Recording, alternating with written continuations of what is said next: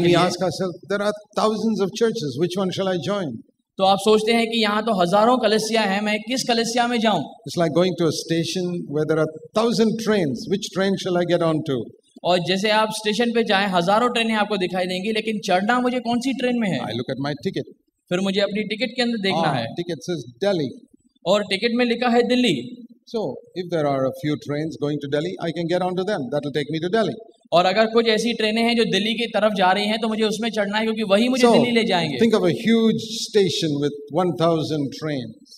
और ऐसा जरा सोचिए कि एक बड़ा सा स्टेशन है जहां पर 1000 ट्रेनें हों, And maybe 10 of them only are going to Delhi. लेकिन केवल मात्र 10 ट्रेनें ही दिल्ली तरफ जा रही हैं। I can get into any one of those 10 मैं उसमें से किसी के भी अंदर जा सकता because हूँ, they are going to Delhi. क्योंकि वे दिल्ली जा रही हैं। How do I know? मैं कैसे इसको जानूं? When I get in, जब मैं अंदर जाऊंगा I find every hour I'm getting closer to Delhi. तो मुझे पता चलेगा कि हर घंटे में दिल्ली के और नजदीक जा रहा हूँ। It's like that with churches. और ऐसे ही कलीसियाएं होनी चाहिए। Today's churches are going in so many different directions. आज की कलीसियाएं बहुत ही अलग अलग दिशाओं में बढ़ रही हैं। You go there and the direction you get is in a certain way. और आप जाते हैं और आप जो आपको उनके द्वारा जो दिशा मिलती है वह अलग होती है। Some churches you go, they'll tell you how to make more money. किसी कलीसियाओं में आप जाते हैं, वे आपको बताते हैं कि कैसे पैसा और बनाया That जाए। is their goal. That's their destination. उनका यही मकसद है और उनकी यही मंजिल है That God will give you a better house and a better car and a better job on this earth. कि परमेश्वर केवल इस पृथ्वी पर आपको कैसे अच्छा घर और अच्छी कार दे सकता So है। I look at my ticket in Romans 8:29. और जब रोमियो 8:29 से मैं अपनी टिकट को जांचता हूँ, See, God has written destination becoming more like Christ. और यहाँ पर मुझे पता चलता है कि परमेश्वर ने जो मंजिल लिखी है कि कैसे मैं यीशु के समान और बनूं, Not getting a bigger house and a bigger car. और केवल बड़ा घर या बड़ी कार मिलना नहीं लिखा। So I don't criticize them. मैं उनकी निंदा I नहीं say, करता। okay, there are some people who want to travel in that destination, let them go. But I want to get off that train. अगर कोई ऐसे लोग हों जो उस दिशा में बढ़ना चाहते हैं तो आप उन्हें जाने दो, लेकिन मुझे इसमें नहीं आगे बढ़ना है। That's not where I'm going. और यह उस दिशा में नहीं है जहाँ मुझे जाना I'm है। looking for a train where I get in and it makes me more like Christ every year. और मुझे उस ट्रेन में सवार होना है जो हर साल यीशु मसीह के समान और आगे मुझे ले जाए। That's the church I want to be a part of because that is my destination. और ऐसी कलीसिया में मुझे रहना है क्योंकि वही तो मेरी मंजिल है। That is where the body of Christ is being built. और यही जगह है जहाँ पर मसीह के देह का निर्माण होता है। We need to understand the real Jesus. हमें जो वाकई का यीशु है उसे समझना है। You know, in 2 Corinthians आइए दूसरे कुरिन्थियन में chapter 11, उसका 11 अध्याय, Paul tells the Corinthians, पौलुस कुरिन्थियन को बता रहा है। you know, the Corinthians had so many problems in that church. आप देखिए कुरिन्थियों के कलीसिया में बहुत सारी समस्याएं थी। They were going to court against each other. वे एक दूसरे को न्याय करने के लिए कोर्ट तक जाते थे They were very rich. और वे बहुत धनी थे। They were happy with their money. वे अपने धन से बहुत प्रसन्न थे। See, only rich people can take you to court. और जो धनवान व्यक्ति हैं वही केवल आपको अदालत में घसीट सकते हैं। Poor people can never take you to court. गरीब आदमी आपको कभी भी अदालत नहीं ले जा पाएगा। That's written in the Bible. Bible के अंदर, शास्त्र के अंदर ये लिखा है। It's written in James chapter 2. और याकूब के 2 अध्याय में ये लिखा है, Only rich people can take you to court. जो धनवान व्यक्ति है वही आपको अदालत में ले जा सकते हैं। And it's true also. और ये सच भी है। So the Corinthians, many of them were rich people. और कुरिन्थियों जो हैं वह एक धनी लोग थे They could take people to court. और वे कोर्ट में ले जाने के लिए सक्षम थे। And they were very selfish people. When they came with their lunches to the meetings, they wouldn't share their lunch with anybody. They would eat it all themselves. और वे स्वार्थी लोग थे कि जब भी वे सभाओं में आते थे अपना खाना लेकर आते थे, एक दूसरे के साथ बांटने में डांटते नहीं थे। The fellow living in adultery, they say, okay, we are all weak. Let him also be part of the church. और एक ऐसा कोई व्यक्ति था जो व्यभिचार में था, वे उसे अनुमति देते थे। वे सोचते थे ठीक है, हम में से हर कोई कमजोर है, There were वह no भी रह सकता there were है। no standards in that church.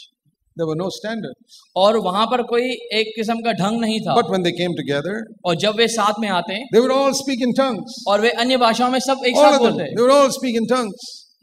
And there was all confusion in the church. और वहां पर बहुत सारी उलझन थी कलीसियाओं And में। if some unbeliever came in, they think there's a bunch of mad people here.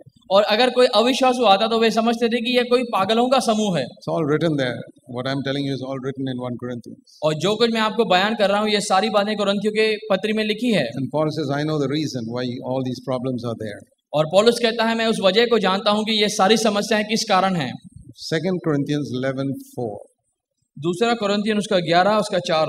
Somebody has come to you and preached another Jesus. यदि कोई तुम्हारे पास आकर किसी दूसरे यीशु का प्रचार करे and you receive, you accept it. और अगर आप स्वीकार करें Who is this different Jesus? कि ये दूसरा यीशु कौन है, Jesus is a name. यीशु मसीह एक नाम है। There are many Jesuses. बहुत सारे यीशु हैं। You know, if you go to Spain, there are many people whose name is Jesus. अगर आप स्पेन में जाएंगे तो आपको यीशु नाम के बहुत सारे लोग मिलेंगे। Go to Mexico, there are many people there whose actual name is Jesus. अगर आप मैक्सिको में जाएंगे तो आपको ऐसे काफी लोग मिलेंगे जिनका वाकई में नाम यीशु है। In South America, there are many people whose name is Jesus. और साउथ अमेरिका के अंदर भी बहुत सारे ऐसे लोग हैं जिनका नाम यीशु है। So when you say we follow Jesus, और जब आप कहते हैं कि मैं यीशु के पीछे चल रहा हूँ, I say which one? तो मैं पूछूंगा कौन सा यीशु, The one in Mexico or Spain, कि जो मैक्सिको में है या स्पेन में रहता है, or the one in the New Testament? या फिर वह जो नए करार में दर्शाया गया है। How to know which one you are following? कैसे पता लगे कि आप किसके पीछे हैं? One simple test. एक साधारण सी परख है। The one in the Bible, जो शास्त्र में है it's written in Matthew 1:21, वह मत्ती का 1:21 में लिखा है that you shall call his name Jesus because he will save his people from their sins. तू उसका नाम यीशु रखना क्योंकि वह अपने लोगों को अपने पापों के दंड से बचाएगा। So the real Jesus is one who saves us from our sins. तो वाकई में जो यीशु है वह है जो हमें अपने पापों से बचाता है। But if you go to a church which talks about Jesus and you're not saved from your sins, लेकिन आप ऐसी कलीसिया में जाते हैं जो यीशु के विषय में बातें तो करती हैं लेकिन पाप को छुटकारे के विषय में नहीं बताते you're हैं, defeated by the same old anger you were defeated 25 years ago, तो फिर 25 साल पहले जिस बात से आप भरमाए गए उसी बात से आज भी आप or भरमाए it has जाते हैं become worse, और आप दुर्दशा में होते हैं। and you're still watching internet pornography, और फिर आज भी कंप्यूटर इंटरनेट पे आप अश्लील जो है अश्लीलता को देखते हैं। I say, which Jesus is that? Which Jesus is that? तो फिर कौन से यीशु है ये? That is another Jesus. ये तो कोई और यीशु है। I don't want to be following another Jesus. मैं नहीं दूसरे यीशु के पीछे चलना चाहता। I want to be in a church that gathers around the name of Jesus who saves people from their sins. मैं उस कलीसिया में जाना चाहता हूं कि जो इस नाम से इकट्ठा हो और वह नाम यीशु हो जिसने पापों से छुटकारा दिया। Not in the name of Jesus who makes you rich. और उस यीशु के नाम से नहीं जो केवल धनी बनाता है। Not even in the name of a Jesus who heals you of your sickness. और केवल उस यीशु के नाम से नहीं जो बीमारी से चंगाई देता है। I'll tell you honestly. मैं आपको सच में बता रहा हूँ। I would rather keep all my sicknesses and be saved from all my sins. Even if I have sicknesses and I'm not healed, that's okay if I'm saved from all my sins. अगर मैं अपने पापों से बचाया जाता हूँ इसके बावजूद कि मेरे पास में चंगाई नहीं हो और मैं बीमारी रहूं, Because sickness can never send me to hell. Sickness can never send me to hell. क्योंकि जो बीमारी है वह मुझे नरक नहीं ले जा Do सकती। you think if you have cancer, you'll go to hell?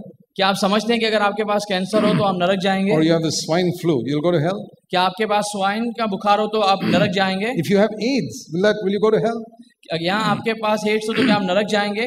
No sickness can send you to hell. कोई भी बीमारी आपको नरक नहीं भेजती, Only sin can send you to hell. लेकिन यह पाप ही है जो आपको नरक ले जाता है। So I am more desirous to be free from sin than I am from sickness. तो मेरे पास ये ज्यादा इच्छा है कि मैं पाप से मुक्त हूँ इससे पहले कि मैं बीमारी से मुक्त होना चाहूँ। I also want to be healed from sickness. मैं चाहता हूँ कि बीमारी से भी मैं बाहर निकलूं, But that is not number one. लेकिन ये पहले स्थान पे नहीं आता, That is number two. वह दूसरे स्थान पे आता है। I want to be saved from poverty also because I don't want to live on the streets like a beggar. और मैं गरीबी में भी नहीं रहना चाहता क्योंकि मैं नहीं चाहता हूँ कि मैं गलियों में भिखारी के समान जीऊं। But that is number three. लेकिन यह तीसरा स्थान है। Number one is to be saved from my sin.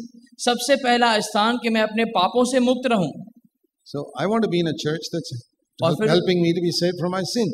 और मैं ऐसी कलीसिया में रहना चाहता हूं जो मुझे अपने पापों से छुटकारे के विषय में बताए। And I want to preach in such a way that I can save people from sin. और मैं ऐसा प्रचार करूं कि लोगों को पाप के विषय में, छुटकारे के उद्धार के विषय That में is the बताऊं। meaning of preaching in the name of Jesus. और यही बात का मतलब निकलता है कि यीशु मसीह के नाम से प्रचार करना। See, let me show you Matthew chapter 7. मत्ती का 7 अध्याय में मैं आपको बताना चाहता हूं। Now you'll understand this verse better. और अब यहाँ पर आप इस वचन को और ज्यादा समझ पाएंगे। You have read this verse many times, but today you'll understand it for the first time. आपने यह बहुत सारे समय पढ़ा होगा, लेकिन आज पहली बार आप इस वचन को समझ पाएंगे। So I want to paraphrase it and give you a picture of what happens at the judgment seat of Christ. और मैं आपको एक दृश्य के द्वारा समझाना चाहता हूँ कि उस यीशु के न्याय सिंहासन के पास क्या क्या हो रहा है। This is Matthew 7 verse 22 and 23. मत्ती का 7 उसका 22 और 23 पद हम पढ़ते हैं। So they all stand before Jesus, वे सब लोग यीशु के सामने खड़े हैं and many will come and say, और बहुत सारे लोग आके कहते हैं, Lord, we prophesied in your name. कि परमेश्वर हमने तेरे नाम से भविष्यवाणियां की, We cast out demons in your name. हमने दुष्ट आत्माओं को भी तेरे नाम से We निकाला did miracles in your name. और हमने तेरे नाम से बहुत चमत्कार किए। And Jesus says, और यीशु कहते हैं, in my name, मेरे नाम में, in the name of Jesus who came to save people from sin. क्या उस यीशु के नाम में जो लोगों को पाप से छुटकारा देने के विषय में आया। And verse 23, you lived in sin. और 23 पद में लिखा कि तुम खुद ही पाप में जिए, And other people were living in sin. दूसरे लोग भी पाप में जी रहे थे, But in this name, लेकिन इस नाम में you didn't deliver anybody from sin.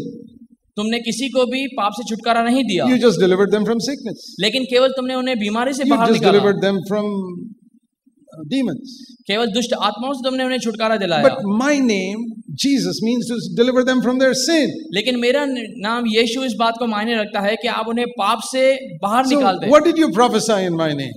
तो फिर क्या आपने मेरे विषय में मेरे नाम से Did you भविष्यवाणी की? understand my name at all? क्या आपने मेरे नाम को जान भी पाए कि उसका मतलब क्या है? And their mouth will be shut.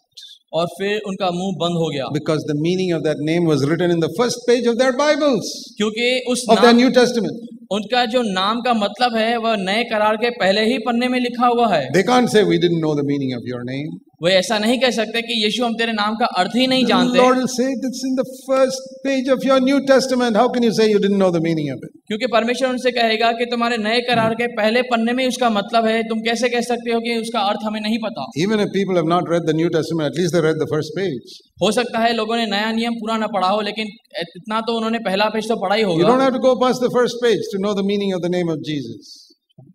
You don't have to go past the first page. और आपको पहले पन्ने को उड़ने की जरूरत नहीं है, क्योंकि वहीं पर उसका मतलब लिखा है। And so how can you say, in your name, we did all the other things?